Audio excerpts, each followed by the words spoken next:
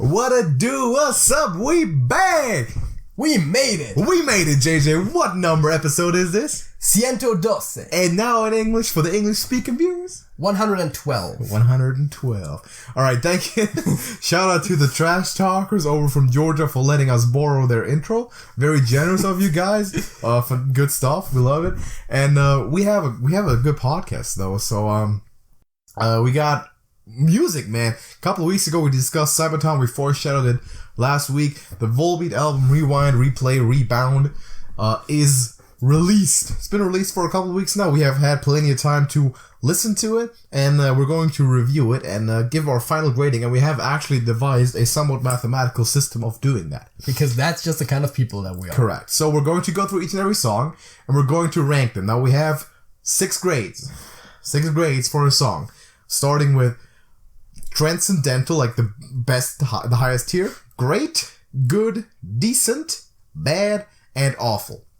Yes. And those seem to make a lot of sense. In order to calculate our averages and to have a better handle of the whole thing, we translate them to numbers. Transcendental being 6 points, 5 points, all the way down to awful being 0. So if it's awful, no points, and then a point every step we go up. Yes. So just to give like an example for the grading somehow, the song, say Gates of Babylon, would likely be a transcendental song. Yeah. Say, to me personally, Walking on Sunshine is an awful song. Bottom tier awful, actually. There's others, but, and stuff goes in the middle of that. Yeah. Basically average. So I think that, generally, for me at the very least, I tend not to extremes as much as you do, so transcendental and awful are, for me, relatively hard categories to reach. Well, I mean, we'll see about that. See how many transcendental awful songs you have in this album, actually. Yeah. But let's go through, I made a spreadsheet. Which you guys can't see because... You can't see, but we're typing it up as we're going. So because I can't be bothered to... we can calculate the averages and compare stuff, so just to be honestly, I just... because of how this works, I don't want our face to be like in a small corner for like the entirety of the video, just so you have like a grand total of 32 numbers on the screen. I have my stuff written down right here. Going through the song in order. First song is one of the pre-releases, Last Day Under the Sun. Music video and all, one of the earlier releases. JJ, what's the call, man? Well, I think this is a great song. I think this is actually one of the best songs on the album. And yeah, I rated this as great. Day of release. I walked into the office, day of release. And I said, have you listened to the album yet? I'm going to give you the cliff notes. Last Day Under the Sun is still the best one. And Pelvis on Fire is still the worst one. Those were both pre-releases, and I said that's how it worked. Yeah, I think Last Day Under the Sun might be the best song on this album. And yes. I'm still somewhat standing with that statement. Not as drastically, but Last Day Under the Sun to me is also a great song. So that's 4 points for me also. Yes.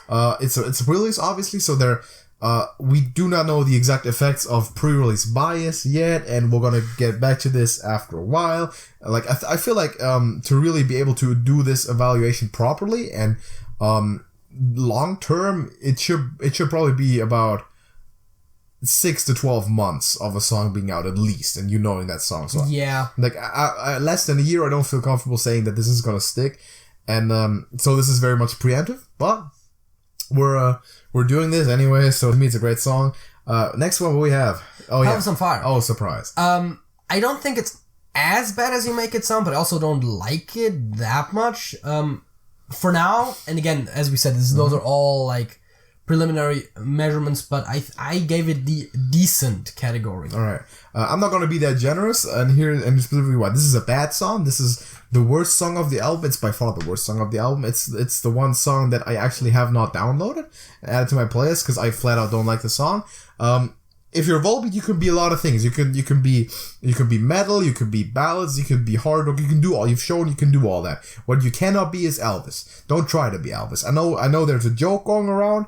I personally don't even like the Elvis style that much. So even if you did Elvis well, I wouldn't be a huge fan of this song. But this song is, if I'm expecting Volbeat, I'm expecting chords and riffs and catchy rhythms and some power rock and roll. And if I'm getting this song is, I've said this exact word before, this song is just messy. It's just a messy song.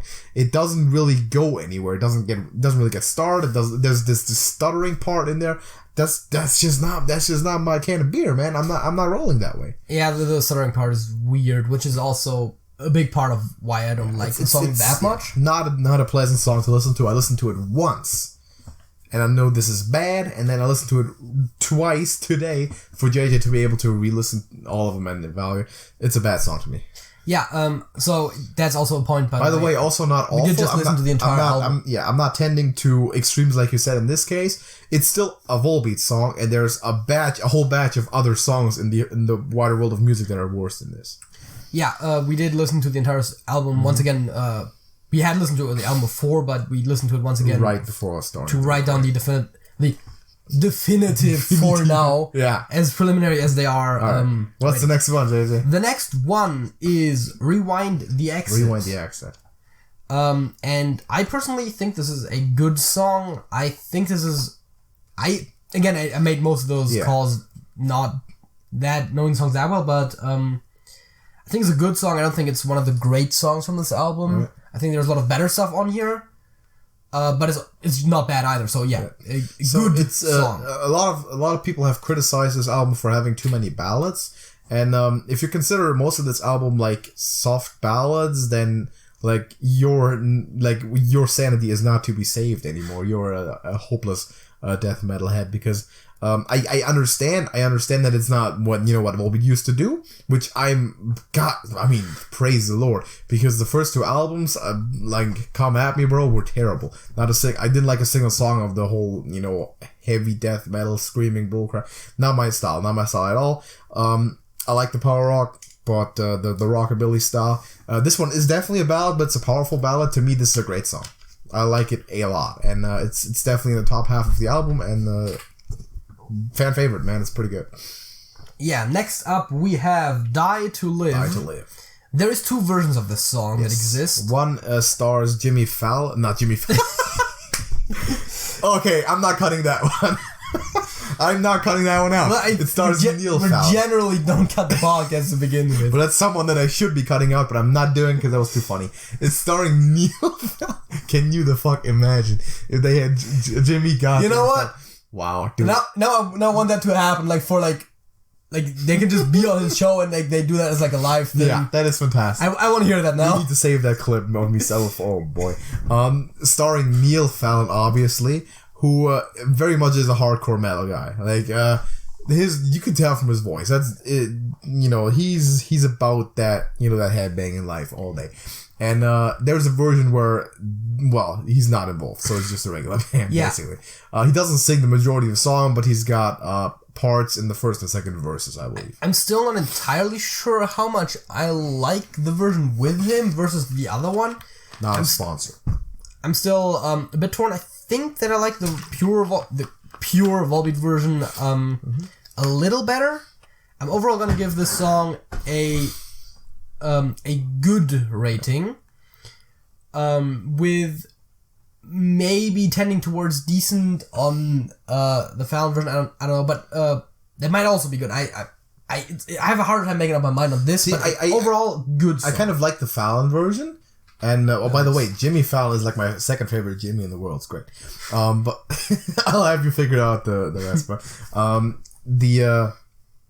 I have the Fallon version. I don't think it doesn't make too much of a difference for me anyway, and I actually like it. It's a bit of a fresh air. The verses are written really well for him. Now I wouldn't want to listen to full songs by him, and definitely not the chorus of the song and extended parts. But the way they integrated him in this one, I kind of like. To me, actually, this is a great song. This is a top 3 song, and this is the song that to me most strongly contests Last Day Under the Sun as potentially the best song of this album. And okay. It wouldn't surprise me. This also, by the way, this is a key track. This is one of, I believe, 3 to 4 key songs on the album that make the album what it is in the broader sense. And to me, I wouldn't be too surprised if this is number 1 at one point. I mean, I also wouldn't be surprised if this was one of the songs that I grew to like more over time. Definitely very important. Which is one of those things. I generally tend to like songs more over time rather than less. But, again, those evaluations, of course, all currently are still open to changes. I think this along with probably with the Everlasting and Cheapside Sloggers, maybe Sorry Sack of Bones are sort of the pivotal tracks of the album in the broader sense. And Die to Live, I think, hits it home. I really love it. Yeah, next up we have When We Were Kids. When We Were Kids. That's, I think, one of the softest songs on the entire album. Yeah, this is a ballad, alright, cool, sure, but it's that is correct, yes. Along with a couple other ones where I'm not going to deny. But what's your opinion, man? But that is a style that I don't hate at all, and I actually think this is a great song. Oof, okay. Am I more metal than you? To me, this song is decent. This is, I don't know, man. It's not. There's not the grip, the same grip as there is with other songs. I get that it's it's a different style. They're trying out this album. Even isn't as hardcore as Seal the Deal was, and that album is probably still my favorite, even though I had a lower quantity of songs, but the quality of songs was fantastic on that one. That was like basically the exact spot of the Volbeat style curve that I appreciated most. I don't want them to get any softer than this. Over Kids it's decent. I can't quite resonate, man, to the degree that you apparently can, which maybe that's a debate for another day, even in private. But to me, it's a decent song. It just made it. So, that brings us to Sorry Sack of Bones. Sorry Sack of Bones. Which I actually quite like as well. Mm-hmm. And actually, I also think that's a great song. I'm going to actually agree with you on that one, man. Sorry Sack of Bones is a pretty good song.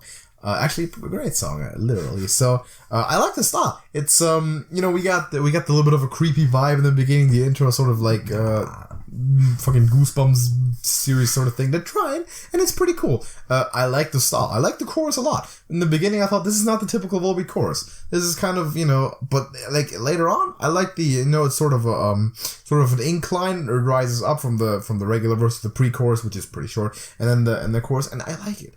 It's a good song. Also, I think the whole like typical Volbeat song that's not necessarily, doesn't even need to be the goal. Like, I don't care if it's typical or not. I just care if the song is good. What even is typical? Like, is songs like Evelyn typical, or is songs like The Bliss typical for Volbeat? Because you could argue either way if you're an old school head or more of a recent. Also, once again, really, I think that Evelyn's terrible, by the way. I hate that old stuff. That I don't think I do know that it definitely which band it makes a song kind of affects the rating a little bit. Yeah. But generally speaking, I try to just look at songs as songs, not as songs by a specific band or anything like that. Next song is Cloud 9. Cloud 9. Actually, let me look that up real quick. Also one of the softer songs of the album, I believe.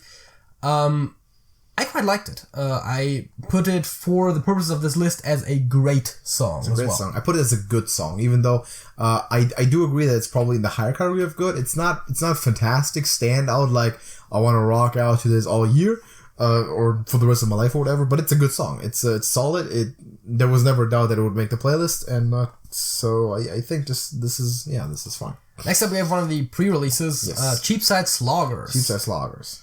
The only song where my spell check says I spelled something wrong, and as a matter of fact, apparently I spelled every single word wrong. Yes. Which I didn't, but no. That's just... I think the words Cheapside and Sloggers just don't exist. Yeah, no, that's the thing. So. I liked it. I was writing down everything, I was like the one time, I was all read everything. This is also a pivotal track. This is one of the key tracks on this disc, I think. What is your opinion? This one was, from the get-go, when they released it, one of the ones that I liked less overall compared to the rest. And I still don't like it as much as a lot of the other songs, but I do think it's a good song.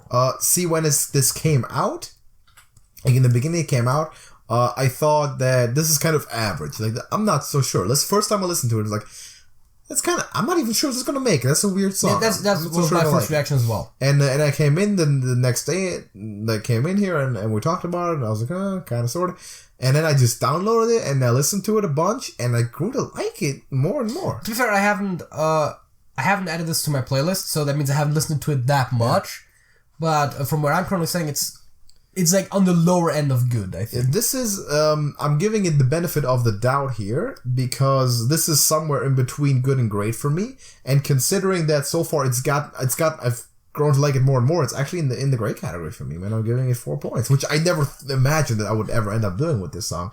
But yeah, to me, it's really and that's great. kind of, I think, also a big part of, again, I said it before, but the ratings change over time. And This one, it came really quickly. Though, and that's just kind of a thing that happens, and that's why whenever we make like song lists or something, like the next time they're always going to be slightly different.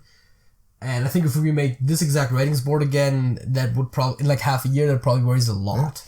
All right. Maybe I Believe is the next song. Oh, it is. Yes. What do we got? For some reason, yes, it is, and I think that is also a great song. That's a great song to you? It's a great song. I wouldn't have expected that to be on the higher ranks. To me, it's a good song. No, it's a pretty good song, I gotta say, but I can't bump it up there. Oops. Yep, got it. So, great song. Wow. Why would you think great? Well, I mean, that's just, again, I don't have a lot of the stuff that you have where, like, I break it down. It's like this, that. I just listen to the song and then I have a feeling about it and then I rate it accordingly. It's just... What makes it great? Like, what do you like about it? Not even just what is good about it, what do you like about it? I should have asked. But still, I heard the song, I thought it was one of the better songs on the album, and I just put great for it. I don't understand that. I don't understand your thought process. Like, if you like something, you gotta be able to tell like what you like about it. No, that's no. What? No. And like, a thing is composed of traits, right? Like, any given thing you can break down into individual traits, and your judgment of the thing is the judgment of the composed judgment of the traits, or not? Am I mistaken here? Not necessarily. I mean, there's also, first of all, synergy is a thing, which means that something is better than the sum of its parts. Second of all,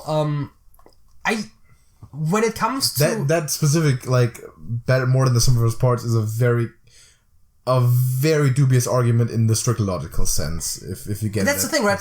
This is, I understand what you mean. We're arguing about like and dislike. Mm-hmm. It's an emotional argument. You can't break it down logically, and that's like, when it comes to entertainment and like rating that kind of stuff, I generally tend towards more of the like intuitive, emotional side than the purely logical. Like, you should be able to point out what you like about it, not even just why it's objectively correct, like why the song is objectively good, but what do you like? Do you like the riffs, the chorus, do the lyrics resonate? I just liked how it sounded. Like, that's what music does. It produces sound waves. You perceive those with your eardrums. I get you like how it sounded, but you like how what sounded? What's the song? What parts of the song?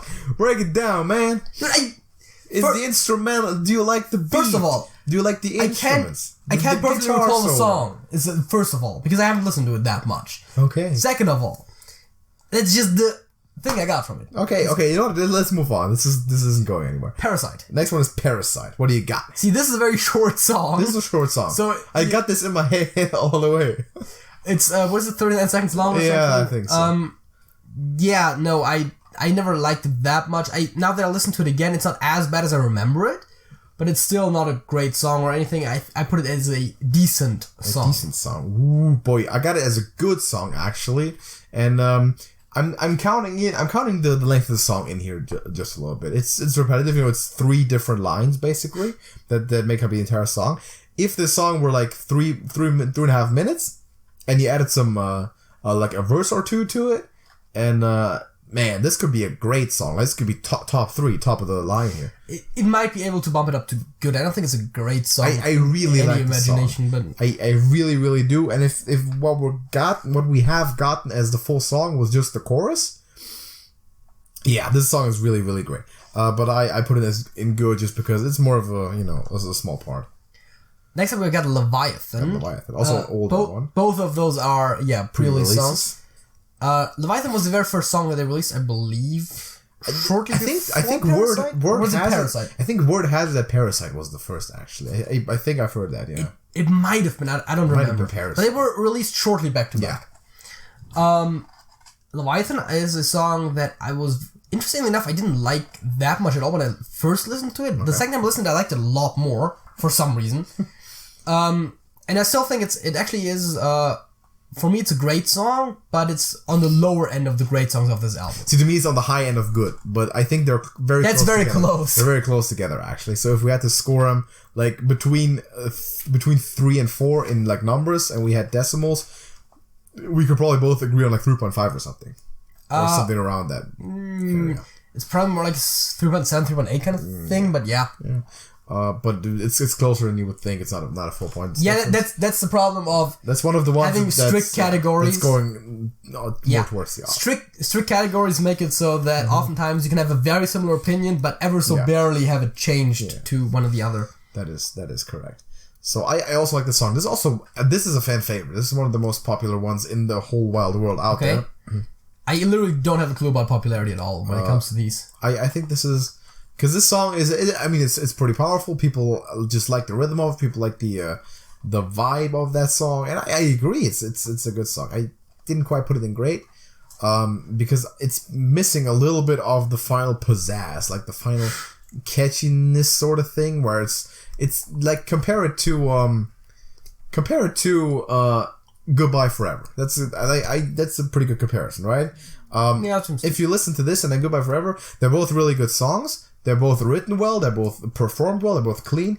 And then you get like Goodbye Forever just hammers it home with like an extra sort of line in the chorus, right? This just goes the extra step to really be like kind of a to be more explosive, I want to say. I think I like Leviathan better than Goodbye Forever. I think I like Goodbye Forever just a little bit better. So that's the one thing that would kind of tip the scale for me to go with Goodbye Forever and great, Leviathan and good, but that's how life works. So what else do we have, man?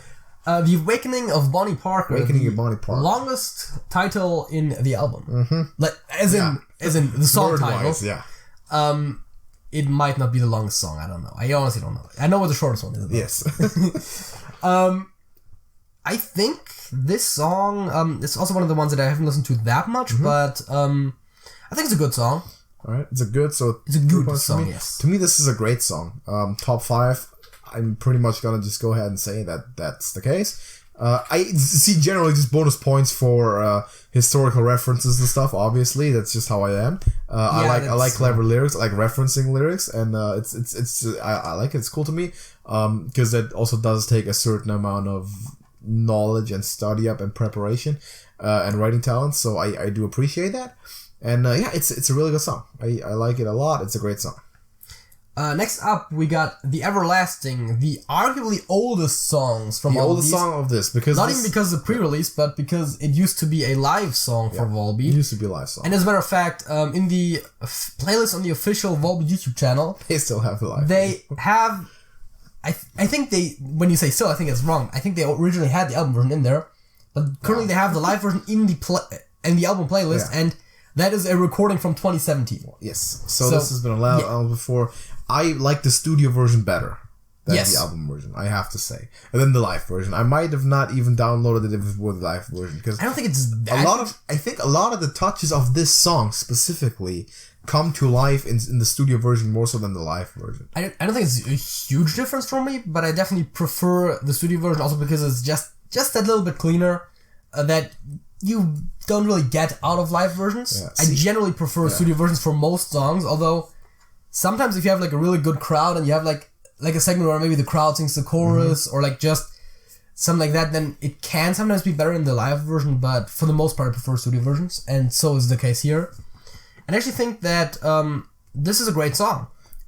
To me, it's a good song, and the reason why I think it's really important that this is a studio version, and the reason for that is because specifically with the chorus of this song, a lot of the to me important details can be easily lost in the live version, because in the studio you get a lot of more opportunities to more precisely play around with beats, like keeping up the beat and echoing and stuff, like play with echoes.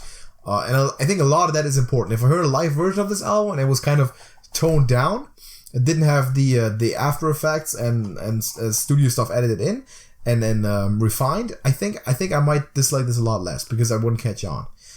So to me, this is very important. It's a good song for me, so 3 points. Yeah. I think the live version would probably end up on the good side for me only, but decent maybe for me. I would not be that much of a fan. 7:24. 7:24, not referring to the to the length of the track, by the way. No. Just saying. How do you like this song? I do like this song, and I think it might be one of the top 3 songs of the album. I'm not entirely sure.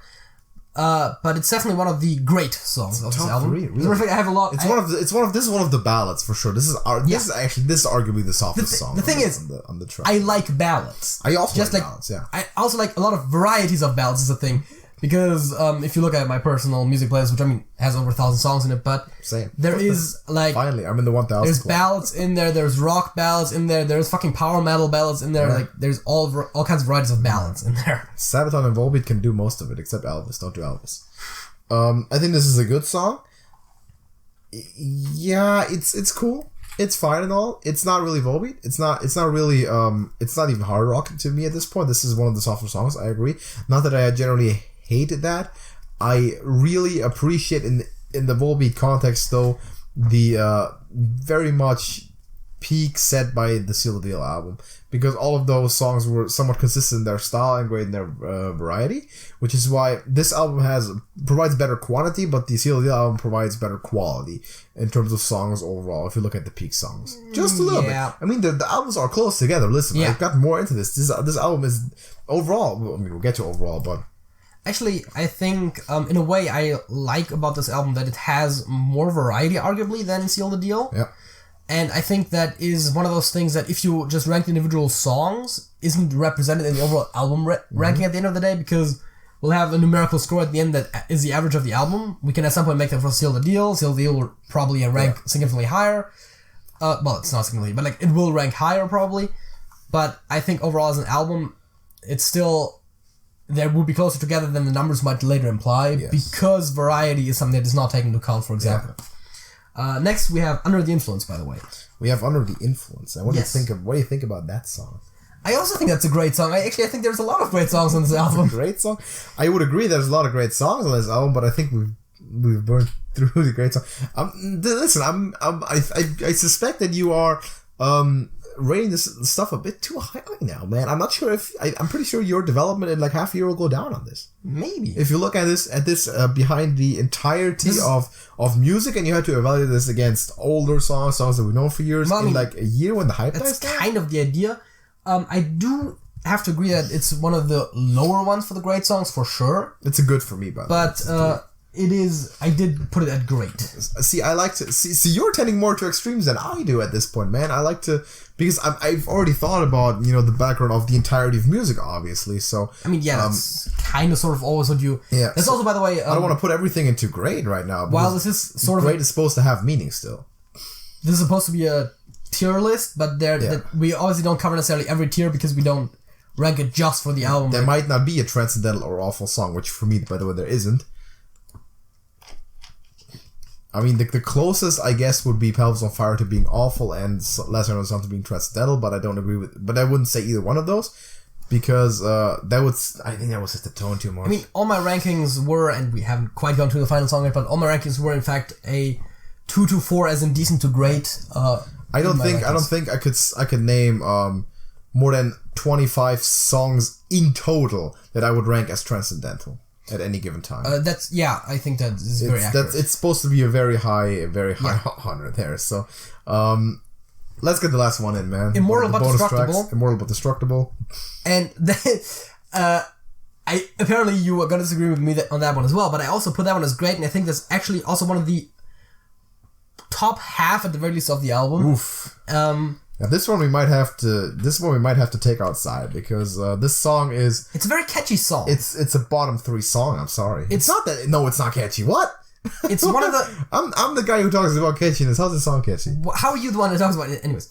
I value that a lot. No, this is not a catchy song at all. This is I think it's a very catchy song, and it's one of the, I think, 3 or so songs of this album that I had at some point stuck in my head for a while. No. So this is definitely one of the best, like top 5 to 7 songs of the album. I've had like everyone except for this and Pelvis on Fire stuck in my head at one point. This is one of the least catchy songs, which, by the way, is why it's decent to me.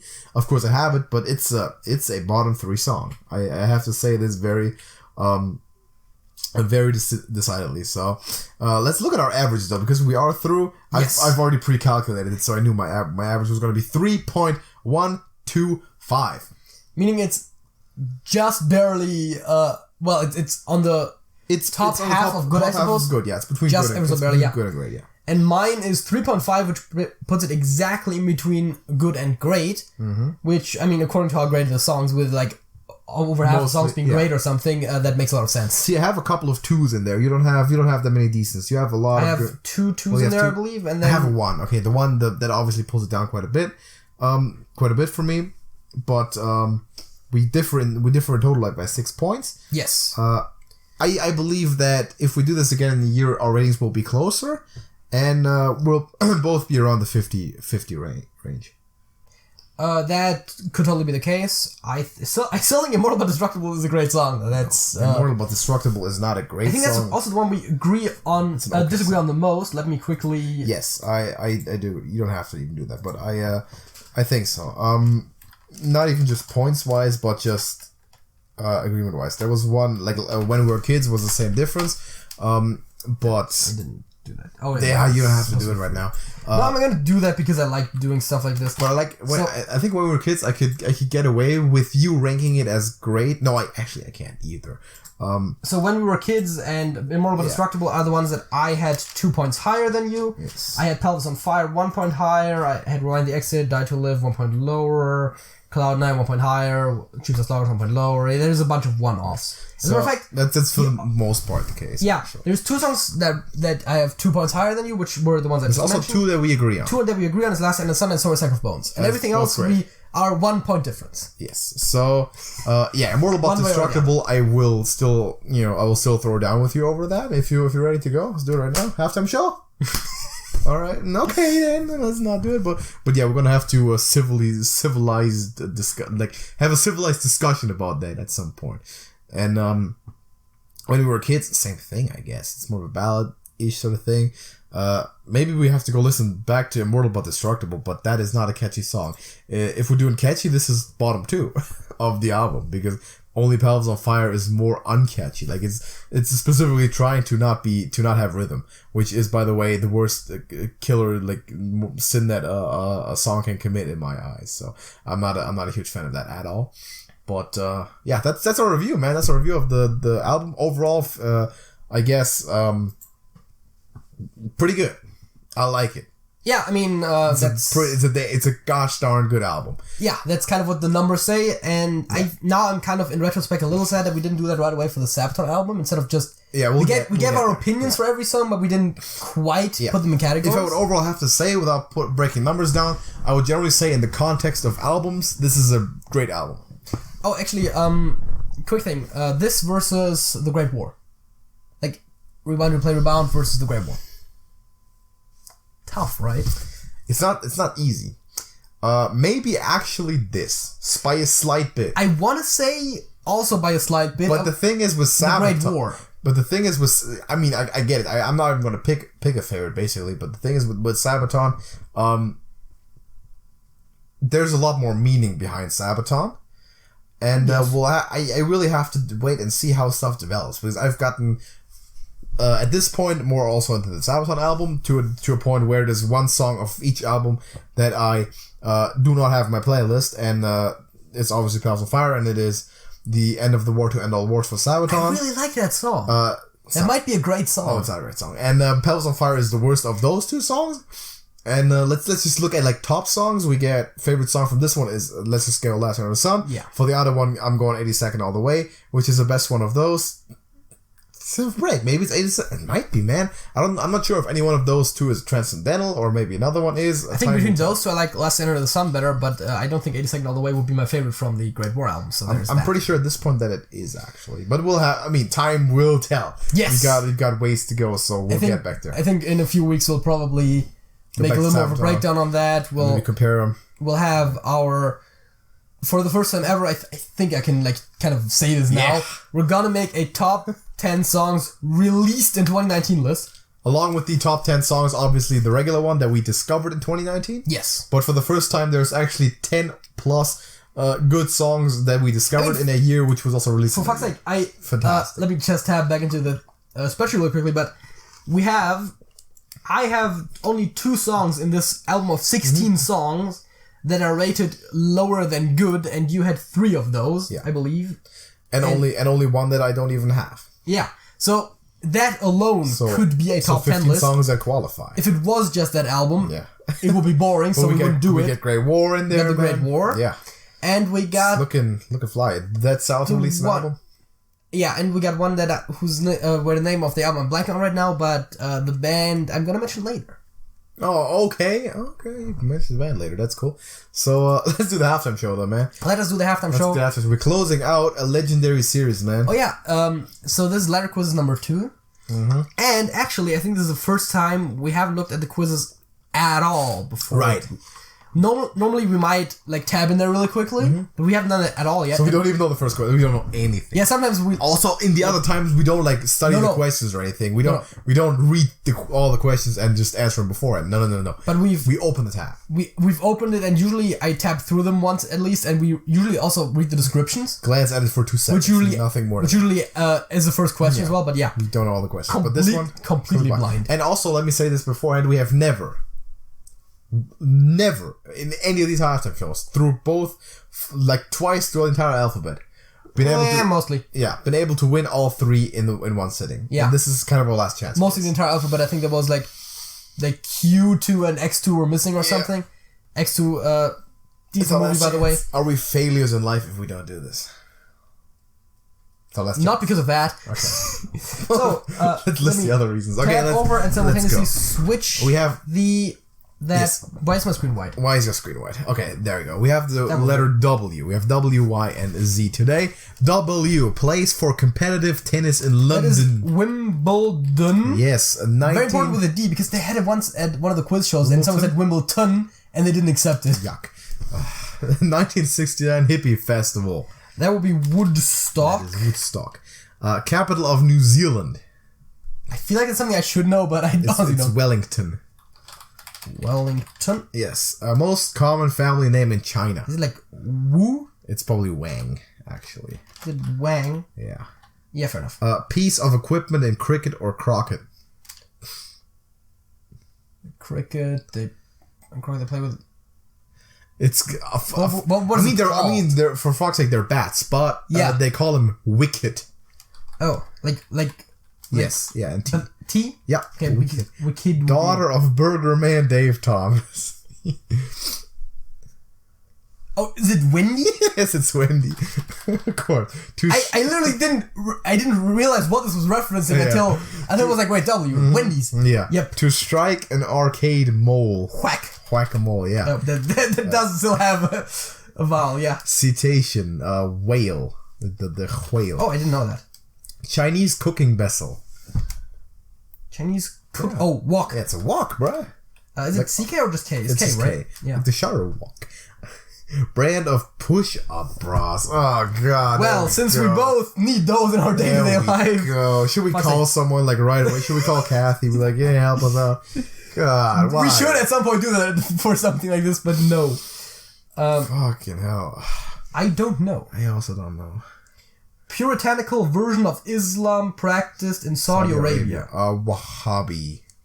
With double H. Wahhabi with double H. Wahhabi, like this? Yeah. Fair enough. Napoleon's last battle. Waterloo. Scandal. They made a song about that. Yeah. Scandal that brought down Nixon. It was Watergate. Band, after, I believe, a hotel? Yeah. Band that sang about destroying a sweater. That's Weezer. Oh. Yeah. Witchcraft religion invented in 1945 Wicca. I know my... Thoreau's pond is Walden. French speaking with an E. Walden. Yes. Okay. French speaking part of Belgium is Wallonia. Double L. Yeah. Okay. Blank of habeas corpus. Writ. W-R-I-T. Writ of habeas corpus. Okay. State that is home to Yellowstone Park. Let me think. Well, I mean, is there more than one state that starts with W? Yes. West Virginia. right. But it isn't. It's not West Virginia, no. Then it's Wyoming, Yeah, right? it's Wyoming. Is there most states? Is there a W? Wyoming was the only one I came up with from the top of my head. Yeah. But then again, the problem is it's West Virginia. You don't really associate it with necessarily with the letter W that much. Exactly. Word before house, bred, or dwarf. White. Oh. Lawman Earp is Wyatt? Wyatt, yeah. I thought you didn't know him. Well, you told me about him. Yeah. So now I know him. And Donde, Spanish for what or where. I was about to say, you can just try the W question words. It's really... I think it's where. Yeah. Brand of push-up bras. God damn it! Can we Google this? Can I? That's Google not it, the cut point of a trivia quiz. Also, if we cut it out, the timer will do things. But I honestly... Fuck, why, man? Why is there always one question that I either blank on or there's no way of knowing that? So it would be a clothing brand aimed at females. I'm not a fashion person. A clothing brand with large female audience and starts with the letter W, I would assume. Either that or it's specifically like a lingerie brand or something. I honestly don't know though. Like why I don't know why we would know that. I guess we're just gonna give up instead of waiting for 30 more seconds.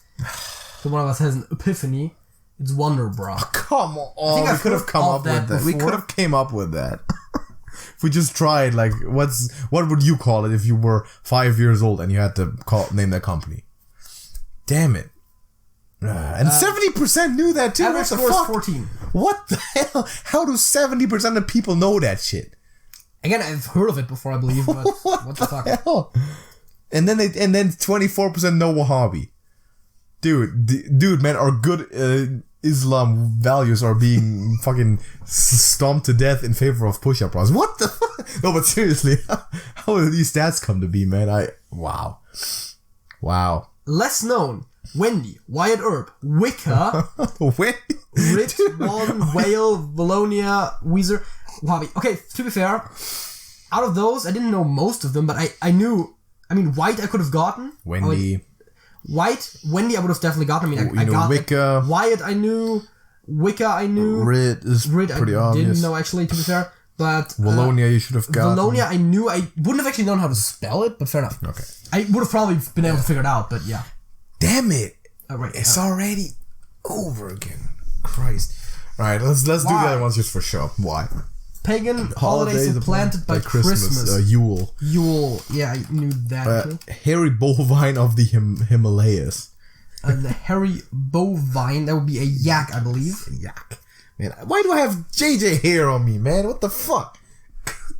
That hair was longer than my hair. What happened? God damn it, man. This whole couch full. Did you sleep on here again? Not that often, no. Why? Man, there's so much JJ hair. It's Chinese crazy. river, also called the Huanghe. The Yellow River. I just wasted 20 seconds with that, man. Young urban professional, well, yuppie. Just a short word. Yeah. Off-court catcher Berra. Oh, yeah, Yogi Berra. Great name. He played baseball. 3 feet. That's a yard. That's a yard. It's also 91 centimeters, I believe. Yes. Blank. Ayihu. Is it like ye or something like that? It's yodel, right? Yodel. Yeah, it's Swiss people allegedly do.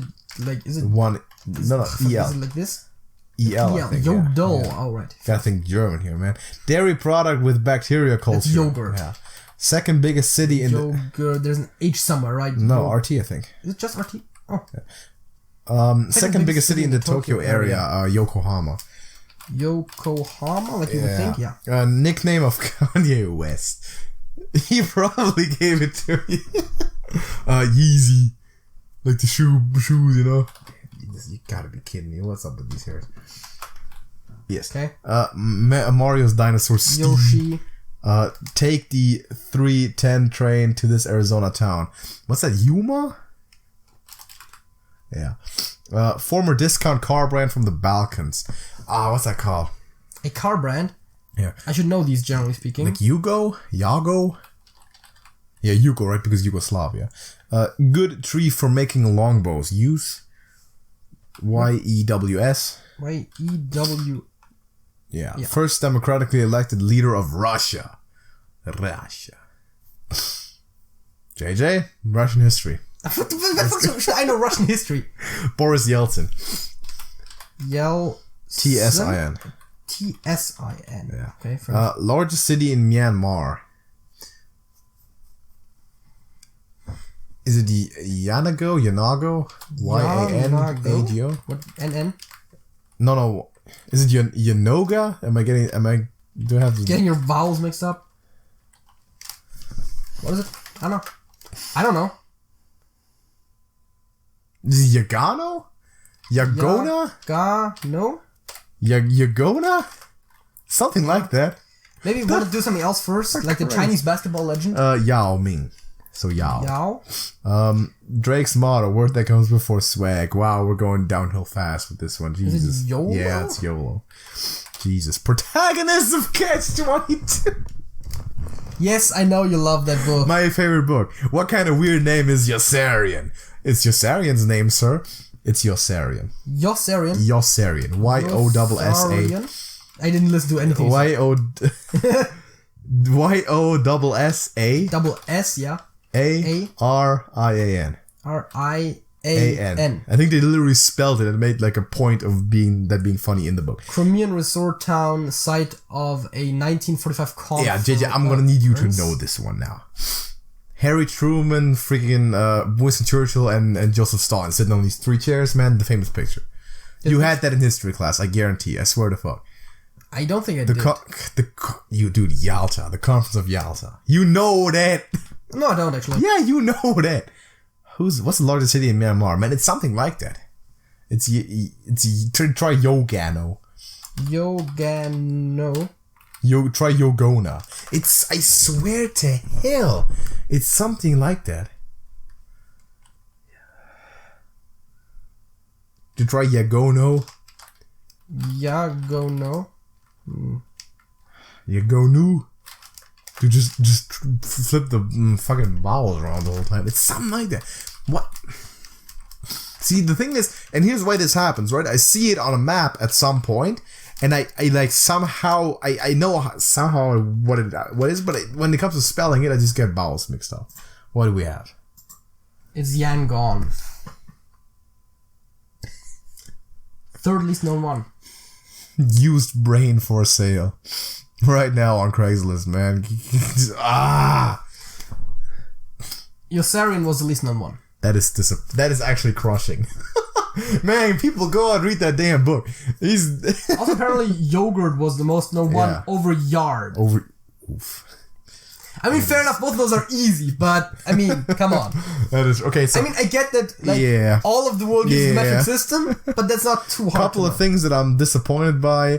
Well, of course, Yossarian, but then Boris Yeltsin, more people should know that the conference of Yalta, like, just over half people knew that. That's actually shockingly terrifying. I also feel like YOLO was one of those things that, like, I had never heard, like, the whole YOLO swag or whatever this has turned out to be, but like that, that's something you don't want to know, but you just know. You hear the word swag. I'm positively surprised. And you hear the letter Y. Like, what the fuck could it else? I'm positively surprised that only 44% of people but do you can that. Extrapolate that easily. Also, Yeezy too. Those are good societal developments. There are some that definitely seem to be much more simple than the rankings there would suggest. Actually, Yokohama also. Yoshi too. 57%. Yoshi, yeah. It's crazy. Very iconic character. But yeah, people go out and read the book Catch-22 by Joseph Heller. It's fantastic. Yossarian, dude, he's great. All right, and we got Z. The study of animals is zoology. Yeah. Is it triple O's? No, with a Y at the end. Oh, fair enough. Northern neighbor of Zimbabwe. Could also be like an African country that's not Zimbabwe. It would be Zambia, I suppose. Zambia? Yeah. Oh, yeah. The outer peel of a citrus. What's it called? Zent?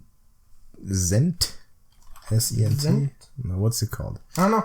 What's it called? I always just call it zest. peel. Zest. Instead of the N, it's a S. Zest. Fair enough. Peel. A capital of Croatia.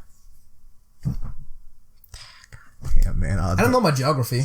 You're like man. I really do not appreciate your varying from field of knowledge to field of knowledge ignorance, man. It's Zagreb. Zagreb. Okay.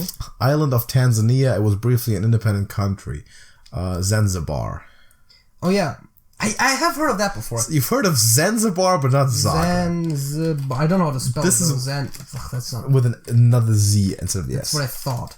There's a book called Stand on Zanzibar, with the whole point being that there was a thing that they said at some point that you could put like the whole world population on like one island. That was like a saying. I don't remember which one it was. Okay. And the point there was that like because the population is growing, it was set in the future, and the population was so large that you could, if you wanted an island to put everyone on, it would have to be Zanzibar. I would have not considered. So Stand on Zanzibar is a science fiction novel. Can we continue? That actually very accurately predicts a lot of things. Major African river. That's something that starts also with like Zam, I think, because is it Zimbabwe? Man, it's related to Zambia and Zimbabwe. Obviously, I can't. That's not spelled. Highest point opposite of Nadir is the zenith. Princess of Hyrule. With Zelda. Mm-hmm. Just type two keys at once. Spanish for shoe. Zapato, right? It's Zapato. Zapato. Yes. Greek inventor of paradoxes. Zeno. Yours might have the letters YKK on it. Zipper. Stringed instrument. Okay. Of Eastern Europe. A zither. However that's pronounced. Lobster-like doctor in Futurama. Zoidberg. Need a new wallpaper? Why not Zoidberg? German word that means spirit of the times. Zeitgeist. One of the German words I really appreciate that English somehow has adopted. Prophet who started a major religion in Persia around 600 BC. I'm not sure. So I'm not sure if you spelled the same way in the English as it would be in the Germanic, because you know the song. English is a Germanic language, but it's a Zarathustra. Because there's like a classical song with him in the name. It might be spelled slightly differently, like Zoroni something in Zoroaster, right? The British called them. We need to sink all of Great Britain for doing that. It's zucchinis. Oh, I don't know why they do it. By the way, they're crazy. Sixth letter of the Greek alphabet is Zeta. I suppose. Yeah. I couldn't have told you it's the sixth, but it's like Greek letter that you would Romanize with a Z. Yeah. Frank, Dweasley, and Moon Unit. Or Moon Unit. Daily reminder that Frank Zappa called his kid Moon Unit. What? So Zappa. Zappa, yeah. Frank Zappa, but then this is his kid. He called him Moon Unit. Oh, that's the name. Actual like name. Unironically, he did that. Like I've heard of Frank Zappa before, but Jesus Christ. You know Craig? Like Craig is his biggest fan of all time. What? Yeah, right. Yeah. Right. What Shaggy says when he's scared? Zoinks. Zoinks. Zion. No, I. Go Pelicans. No, just kidding. INKS. Yeah, no, but my IQ literally got stuck when I typed it. r/I had a stroke. Zero, zip, zilch, nada. Yeah, zilch. I've heard of that before. And Major African we're missing the Major African River, which you don't know how to spell or something. I don't know. Do we just want me to give up and try typing? So go Z AMB WEZI. WEZI. Zambwezi. That's not good. Okay, just before the time ticks out, this today was incredibly representative of the entire series, because we missed one on every single quiz, and for the exact reasons that we usually do. Either for some reason we just cannot come up with it because our brains are terrible, or because it's a completely crazy thing that we have never heard of. Zambezi. Without the W. Out of here. What was I thinking of with the W? Xeno was the least known one. Zoology was the most known one. Well, people don't know Zeno's paradox and stuff? I've heard of it, but I wouldn't have been able to, like... I thought everyone watches Vsauce or something. No, see, that's the thing. Like, once you said it, I was like, oh, of course. But, like, I couldn't have told you, like, if you had just asked me for the philosopher there. Most of them on zoology. Okay, that's not very surprising. See, a lot of people knew Zagreb. Actually, way too little. It's a popular city. Zelda was number 39%. 49% knew Zappa. Oof. Man. Only 50% of people knew Zeitgeist, which, granted, yes. Like, Zeitgeist granted German word, but very commonly used. I think. Yeah, in English. everyone says that. Yeah, Like there's a couple of those. Like it's one of those words where like German has a word for it, English doesn't, just use it. Exactly. Like Blitzkrieg, for example, as well, or Schadenfreude. Yeah. Yeah. Crazy. Huh. Okay. Yeah. Disappointing, bro. We gotta figure out something else. I like this sort of halftime show generally, so at some point we'll bring a series like this back with quizzes and knowledge and stuff. It's fun to kind of test yourself. But man, that was a rough patch there, man. We just never did it. Never got it done. Maybe we'll come back to those exact quizzes in like 3 years and then just clear them all because we've already done them now. Maybe. All right. Let's hop into the fact of the week, man. JJ, what is your fact of this week? So this one actually I've written out a while ago. It actually relates to Hearthstone. I think it did when I wrote it down because that's why I wrote it down. But one of the new cards introduced with the Saviors of Uldum expansion is called the Psychopomp. See, that was something that intrigued me because I'd heard the term before, but never knew what it meant, but clearly by it being used in different contexts that has a meaning. And it's actually, against what you might think, something that does not come from Egypt. It actually comes from Greece. Okay. It is the conveyor of souls who accompany the dead who guide the dead to their afterlife. Isn't Egyptian culture a ripoff of Greek culture anyway? Yeah, they copied the Sphinx, I believe. Yeah. Which I believe was originally copied everything. They copied everything, just made it worse. Greece all the way. Okay, that's interesting. I did not know that, but that also makes sense for the card now. For the flavor text for the effect now. That is a Blizzard with the big brain time coming in hot. I like that fact. Here's another somewhat mind-blowing fact. A gentleman by the name of, and Lord of mercy, Simeon Sax Coburg Gotha. First of all, pop quiz. What do you think where he's from? Give me a country. Simeon S-A-X-E Coburg, as in C-O Berg, Gotha. G-O-T-H-A. That's totally something that could be like Celtic or Gaelic or something like that, like the last name Gotha, and then the rest sounded like partially English. So I'm gonna say some. Usually, I would definitely have said like Germanic Saxonian because literally his first last name is Sax, whatever.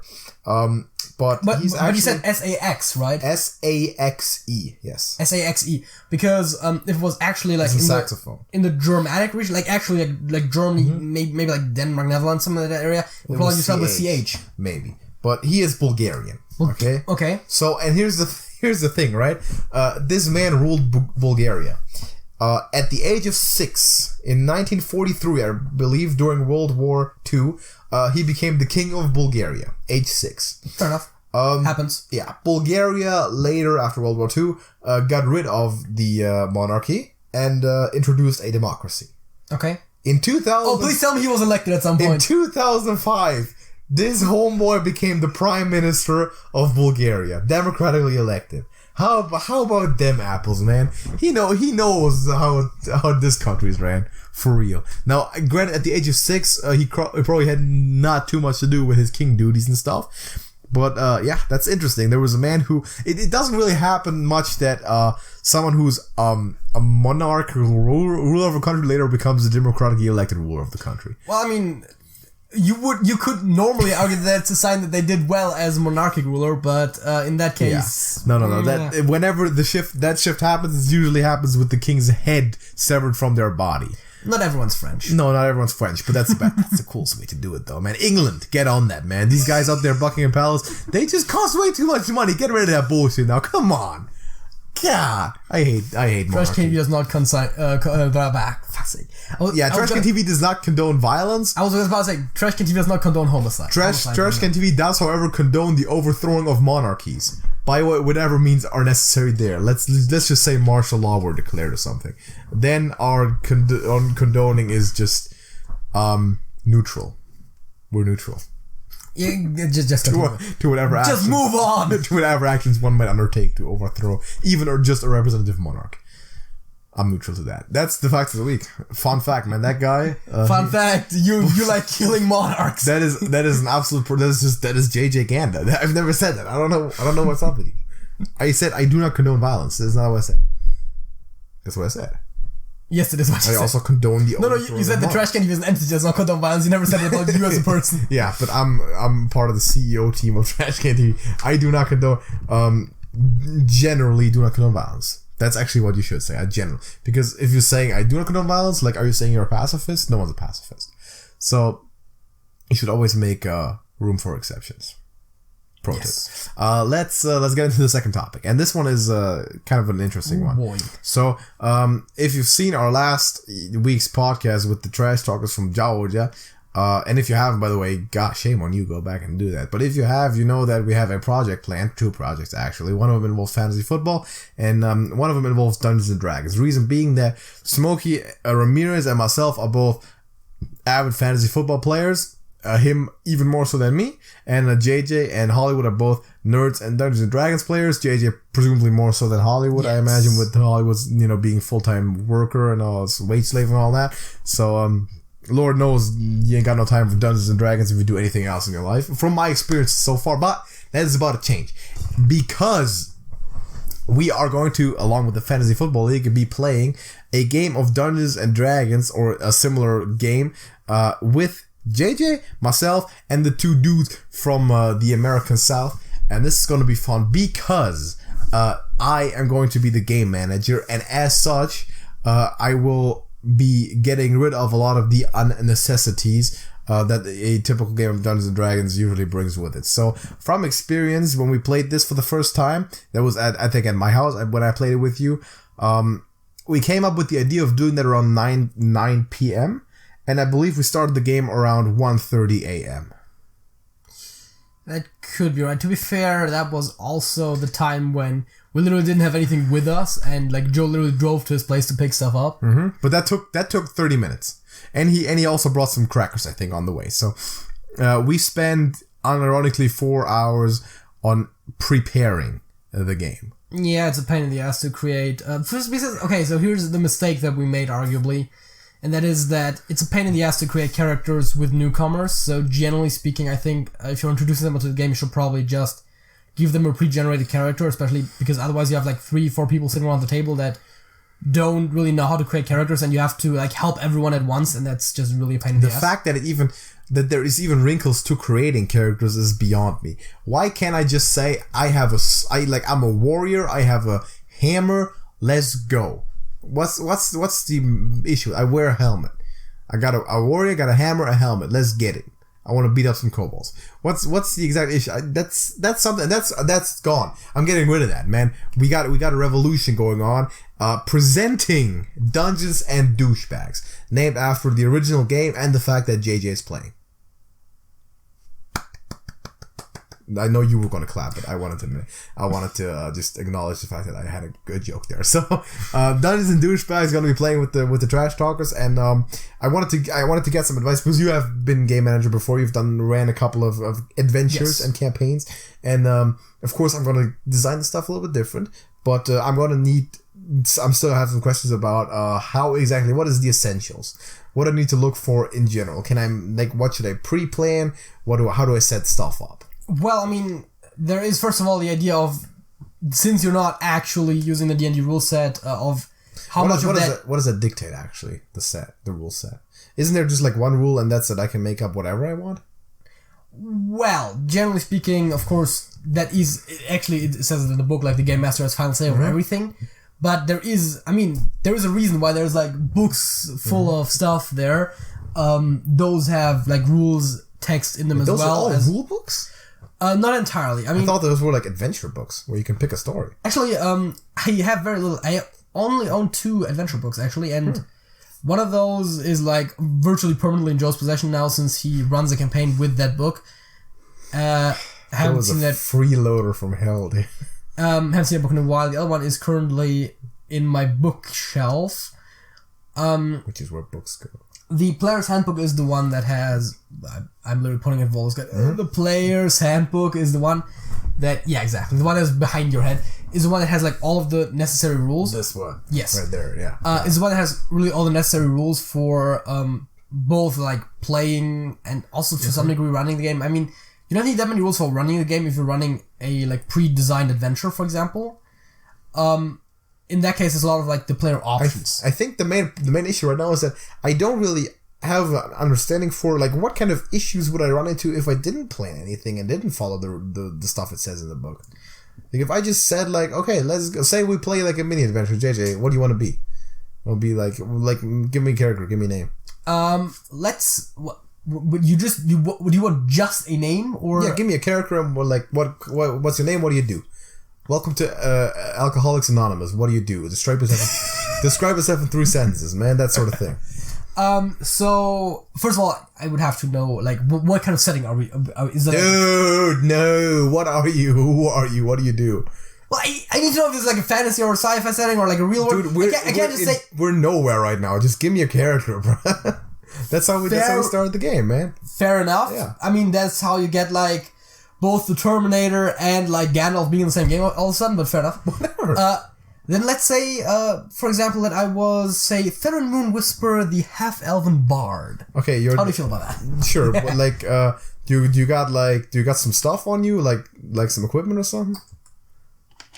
Sure. As an adventurer, I carry both weapons as well as some other equipment, like typical camping equipment, like a tent, a bedroll, some torches, some food rations. I have a rapier as my go-to weapon, and of course, when all else is said and done, I do use magic as well. Okay, so here's the situation. Also instrument because bard. Here's the situation. So Friday night, I play the triangle as my instrument. So Friday night, right? So it's like 9 p.m. and all that, and you're just hanging around at home, and all of a sudden you get like 3 text messages, and one guy's like, "Oh man, there's a Sabaton concert going on next door." And then Sabaton's actually there and they're playing. And then you get a message, oh, hey, actually, you have an illegitimate son and he's got the high school championship Friday Night Lights game tonight at the same time as a Sabaton concert. And it's like also next door, but the other next door.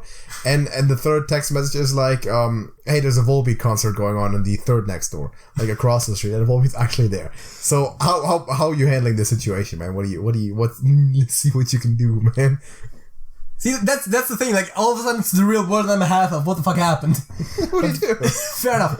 Well, I mean, since I have this illegitimate son that I never had contact with in the first place, I guess I can wait till tomorrow. The game's tonight, bruh. What? The game is tonight. He's quarterbacking in the high school championship, the national championship, man. He's quarterback for freaking IMG Academy, and they're playing in the national championship tonight. Like, this is the biggest game ever. Like, I don't understand half the words you just said. Football, meaningful game, the Super Bowl equivalent of high school.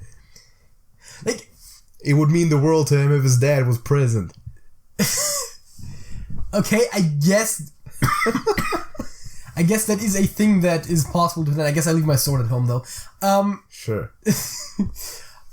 Sure, I guess I'll go there. So you go into the game, right? Yes. So say you're cracking a tire on the way there. Like, you're on your car, but all of a sudden it pops. Well, okay, didn't you say it was next door? I'm not taking the car. I'm going by foot. Oh, okay.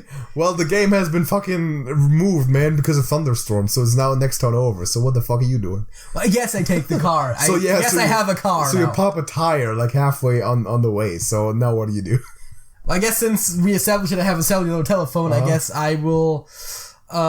No, I don't have to... It's a pop tire. I guess I change the tire. Okay, surprise. A manhole opens and 25 kobolds come out of it.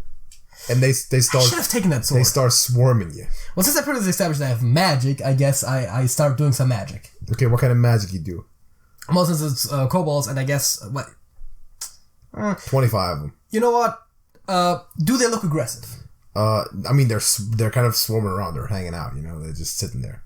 I mean, they kind of look menacingly at you the way that kobolds do. Okay, you know what? Before I do anything rash, let's say... oh yeah, they can't be burned for some reason. Because I can make that up. Fair enough. So... what do I know about kobolds? As a character. What do you know about kobolds, man?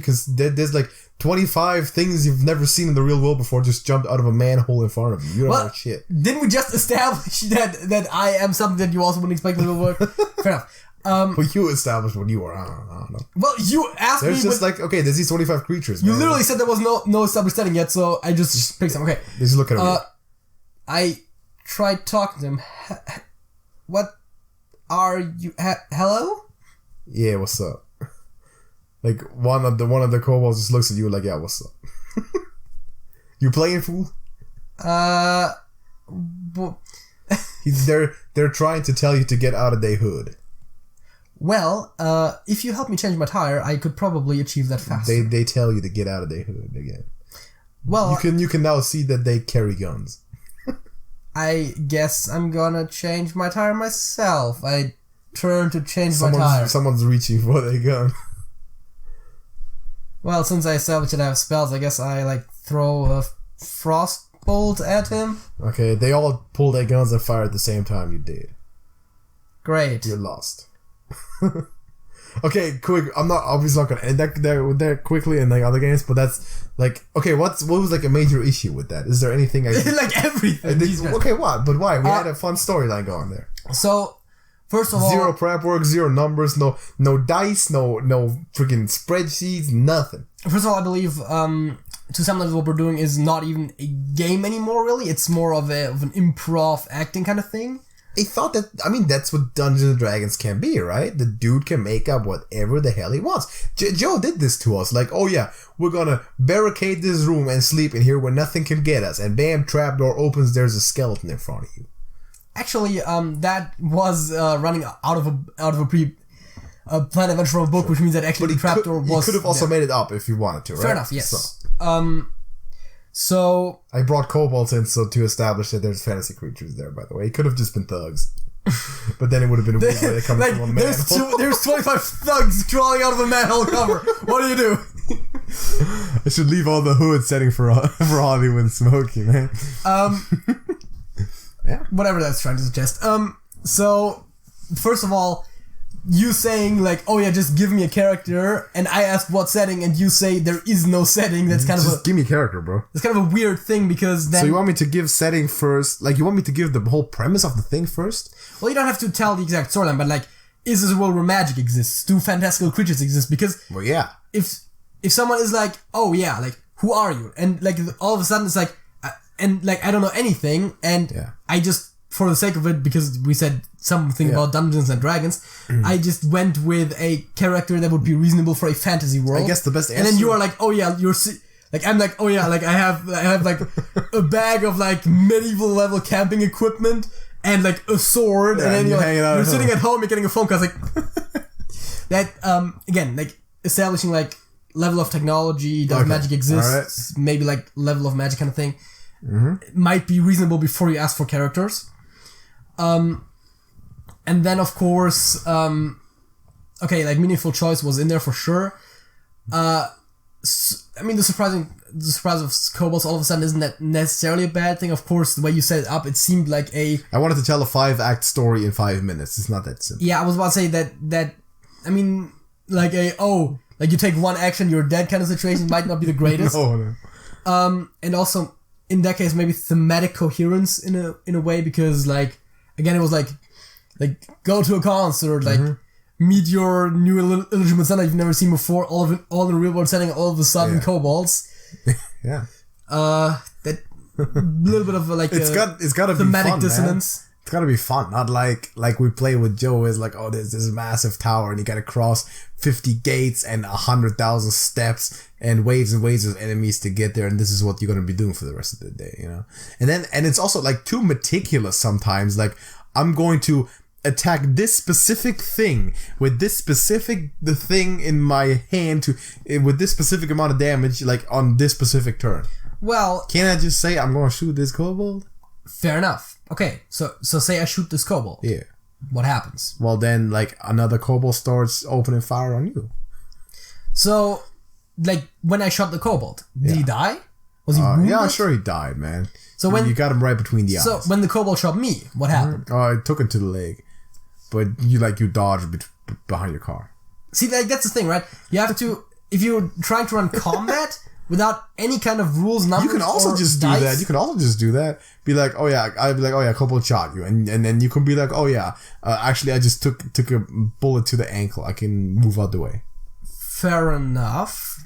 And if I disagree, and we go by my rules. But if I don't disagree, you can make that happen. At that point, everything is very arbitrary is the thing, and so that's so less random, so less like arbitrariness. Because at that point, arbitrarity.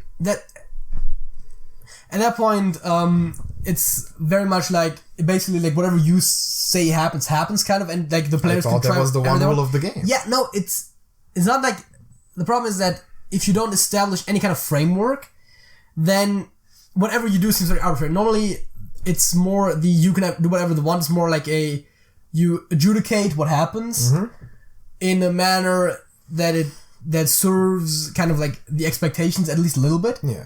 And without setting up any kind of framework or expectations, then the question of what can I even do? Like, what can't I do? What happens? Is always... find out. Just ask. Can I do this? Yeah, no, maybe. I don't know. See, I don't know. I'm making this stuff up just as you are. Yes, and that's... I feel like to some degree that's somewhat problematic because... I'll just go with it. If you have numbers and dice, you have the advantage that... Thanks. That was loud. You have the advantage that... Yeah, whatever. You have the advantage that you can at least somewhat reasonably be like, okay, yeah, like you hit the goal, like... Yeah, you fire at the kobold. Do I hit him or not? Like, that's... Yeah, do you? Like, that's something it's hard to say, like, every single time someone shoots, for example, in this case, where everyone has guns for some reason. Who said everyone has guns? Well, I mean... The kobolds had guns? So, yeah, but like... So you're saying they sort of have kobold shooting, like, how do you... Yeah, I mean, of course, that one is kind of deadly, but, you know, like, how do you say, like, if an attack hits or misses, for example? Because, especially for ranged attacks, that's a very reasonable thing to ask. Like, your bullet hits you or bullet doesn't hit you. Yes. Yeah. Yeah. I'm gonna say exactly that. The bullet hits you or doesn't hit you. And then it's like, where does it hit me? Well, into the right shoulder. Well, yeah, but at that point, if you're specifically completely in control of that stuff, then you run into the issue where it always seems a little unfair if someone all of a sudden gets shot in the head and is dead out of nowhere, while the other person who was shot the exact same amount of times completely got scot-free and didn't get hit at all. But they can just revive themselves. Maybe I just don't kill you. Maybe I do that. Maybe I'm just not going to kill y'all in this adventure. Maybe at the end, but... See, and if you definitively say that, for example... Well, maybe. If you're trying to challenge me, maybe I will. Then the stakes are instantly lower. That's why having at least some degree of rules is definitely helpful. Also, generally, if you're trying to make a coherent story, it makes sense to at least have an outline of, like, this is the premise, like, this is where it could go. Like, you can probably run, like, 2 hours of adventure, especially in a rules-light system, with, like, 1 page of notes or something, but trying completely without is probably not the best I'm gonna let you include dice. And when we play, we can use, like, an online thing. I'm gonna let you include dice to determine, like, the success in the stuff that you do. Okay. That cool? We're not gonna do, like, specific damage points, however. And I am going to plan an adventure out. I'm gonna map stuff. I'm gonna draw, like, a map of what path you're gonna, like, you're going with and stuff. So, I'm gonna have, like, a couple of pages of total prep of just, like, this happens there and this happens there. And the rest, I just make up as I fucking go. That's all I do. That sounds like something that could possibly work. I'm just, again... The point is that there's not going to be any paperwork for you in terms of character creation or writing stuff down or this and that and this and that. Yeah. I feel like the problem is also always like aspects that you don't establish in the beginning will just have to sometimes randomly be added later on. For example, you specifically, I mean, that was not even a bad thing. You asked like what I had on me, for example. Yeah. Like, if you didn't, then the question later becomes like, oh yeah, like I'm in this situation, like would I have this thing on me? Yeah. Also, like again, like you could just say I have it, like if you want to have it, and then I'd be like, hey, you have it or you don't. Just, you know, do I have this? Like I have a sword, cool, or not cool. Like I have a button that instantly wins me the game, cool, no, not cool. I mean, we'll see how the guys approach it, like Hollywood and Smokey, because. I'm curious because this is gonna be there at least for Smokey. Gonna be the first time playing that game. He's never heard of it before, so that's gonna be interesting. And I'm not gonna be the worst player in the round, which is good because usually I am. So far, I always have been. So that's gonna be a good one. Also, I'm not gonna have to play. I'm just gonna have to direct, which is great because that way I can't make any dumb shit. happen. And if I do, it's like a bug. It's a feature, not a bug, basically. The IRL variety of that. IRL, as in a fictional story, kind of, yeah. Again, I'm still very skeptical of what you're trying to do there, especially without having like any kind of established rules. Is kind of. I mean, I'm gonna give you some rules. Like you can't just claim that you win the game and you win the game. For example, like that's like the rule's gonna be I have last word because I'm game manager, and you can't just like obviously cheat and shit. That's the rules. Again, I'm still skeptical, but if you think that you can make that work, then I guess we'll have to see if you can make that work. I see. The thing very much is you're thinking in 3 dimensions here. I'm not. The one question that I don't know yet is, am I thinking in 2 or in 4 dimensions? So we're gonna see about that, but I'm quite confident that we can make it happen. It's gonna be a fun game. So once we are doing that, which should be probably somewhere in the next couple of weeks, it will be hopefully uploaded to your channel, your Dungeons and Dragons channel thingy, and the Trash Talkers. All Things Nerdy, link in the description of every single video. Yeah. He also does some more serious D&D stuff, like actual character creations that take hours upon gut-wrenching hours. I could have done a whole day's of editing work in that time. I was instead creating a freaking dwarf barbarian with a club in his hand.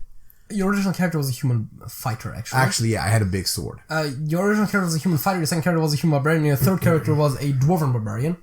Cool. Because, see, the thing is, right? You made that one for me, though. Yeah, I know. And that's the thing, right? If I let you choose every detail, which I think has some appeal for a new player to get some choice in there, then it takes like a while for me to create a character for you, especially for the spellcasters that have to pick spells and everything. If I create a character, I can create you a character with every single choice up until level 20 that you take in like maybe an hour or so. Meanwhile, it can take me like sometimes 2 or 3 hours to like help like a group of people create like first level characters. But that's exactly the thing. It's a lot of experience. Like if you know a system, especially something as relatively simple as 5th edition of Dungeons and Dragons, you can create, like, if I have to create a first level character on the fly... That's a simple system? Compared to other systems? Compared to older D&D editions, for sure. Yikes. Then you have something like, if I create a first level character for myself, like, just, like, oh yeah, like, that's what we kind of did when I played in the game, we played your place. I was like, oh yeah, let me just make up, like, first level character, and I was like, okay, like, half-elf bard...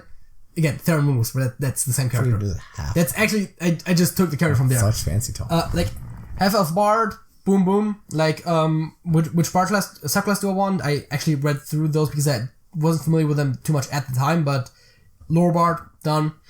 Actually, first level you don't have to pick. Never mind. It's just, like, half-elf bard, write down all the stuff for half-elf bard, which background do I choose? Okay, this is a bit of a more complicated choice, but I didn't care about optimization that much, so I just picked actor because it's the fitting one.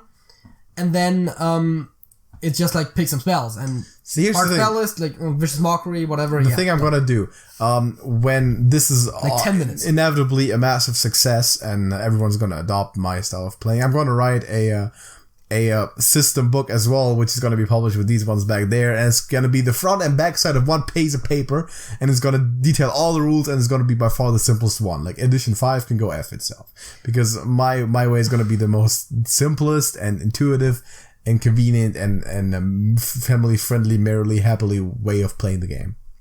The what you just said actually contains a contradiction, because you said that you were gonna use one piece of paper written on both sides, and you're gonna create the simplest system ever, which is not the case, because there have been ones that fit on like a business card. Okay, then I'm not gonna write anything down. I'm gonna write down, you can make up fuck whatever you want, and then publish it as. But again, like one page RPG systems exist. That's a thing that exists. I mean, it's not. That seems something that I could at some point put myself through the sorrow of having to learn. That might be an interesting concept that we could maybe use for something like this.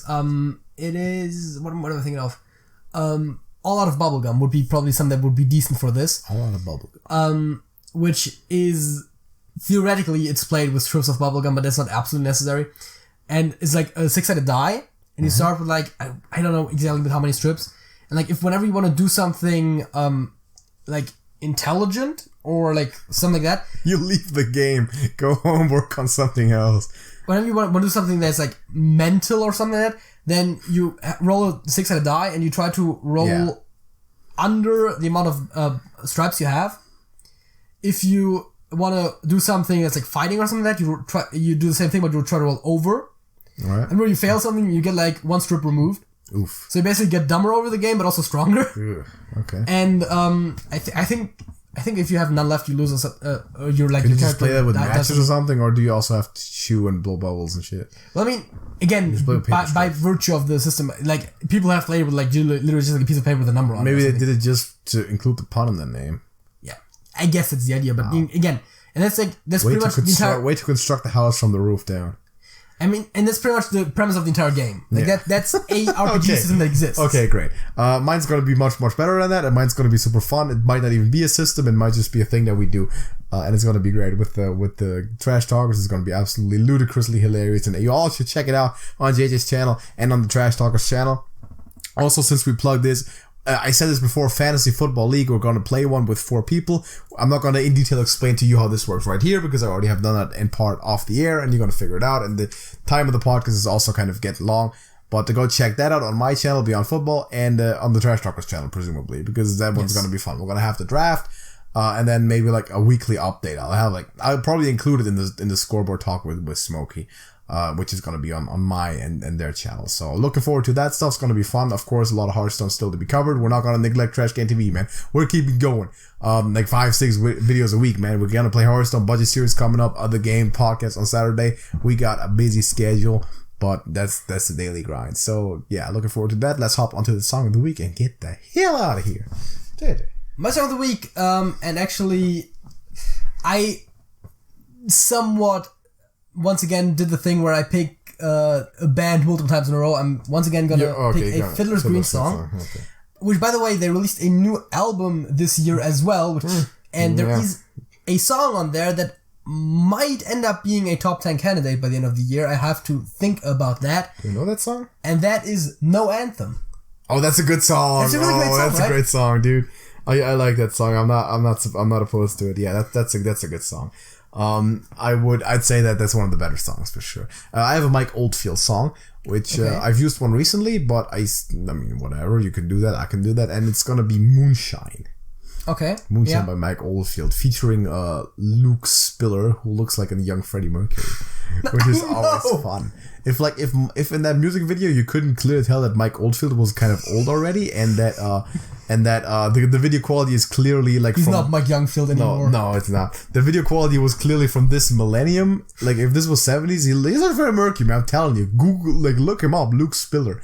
Dude, you won't believe it, but he's been featured in a couple of those videos actually, which I believe are all from the same album, which I think is called Moonshine, if I'm not completely mistaken, or something, one of those more prominent titles. But yeah, it's a good song. I like it. No, it's Man on the Rocks actually. Man on the Rocks is the name of the album, featuring also the song Man on the Rocks, obviously, as well as like Sailing and Moonshine. That sort of. Anyway, Moonshine's it's a good song. Let me shut up, man. Let's get out of here, JJ. That's it. Deuces.